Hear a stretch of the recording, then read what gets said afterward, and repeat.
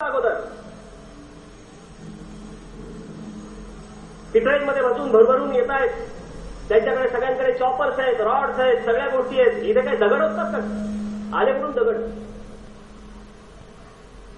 हे सगळं, या सगळ्या गोष्टीची पूर्वकल्पना असताना देखील त्या गोष्टीकडे डोळेझाक करता तुम्ही. आणि माझा शांततेतल्या मोर्चाला तुम्ही परवानगी देत नाही. मी परवा दिवशी माझ्याकडे जे काही पोलीस अधिकारी आले मी त्यांना तेच सांगितलं. मी म्हटलं त्या दिवशीचा 11 तारखेचा मोर्चा जो आला होता त्यांना काहीतरी टार्गेट तरी होतं की आम्हाला पोलिसांवरती हल्ला करायचा आहे, आम्हाला मीडियावरती हल्ला करायचा आहे. आम्हाला काय करायचं होतं? आमचं टार्गेट आम्ही अगोदरच डिक्लेअर करून टाकलं होतं. आरोप पटनाईक राजीनामा द्या, RR पाटील राजीनामा द्या. आम्ही पहिल्यांदाच डिक्लेअर केलं होतं.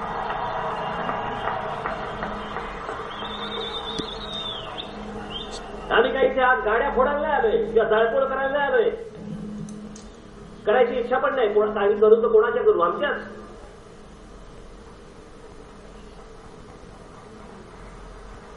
आमच्याच मुंबईतल्या, महाराष्ट्रातल्या नागरिकांच्या. हे उद्योग करण्यासाठी हा मोर्चा काढलेला नाही, पण राग पुढे व्यक्त करायचा. झालेल्या घटनेचा रागही व्यक्त करू देत नाही आणि म्हणे लोकशाही सांभाळा. ही लोकशाही अशी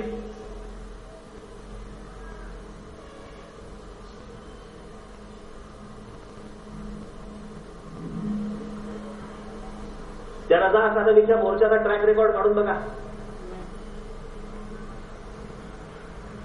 काही वर्षांपूर्वी भिवंडीमध्ये देखील याच रजा अकादमीने तिथे मोर्चा काढला होता.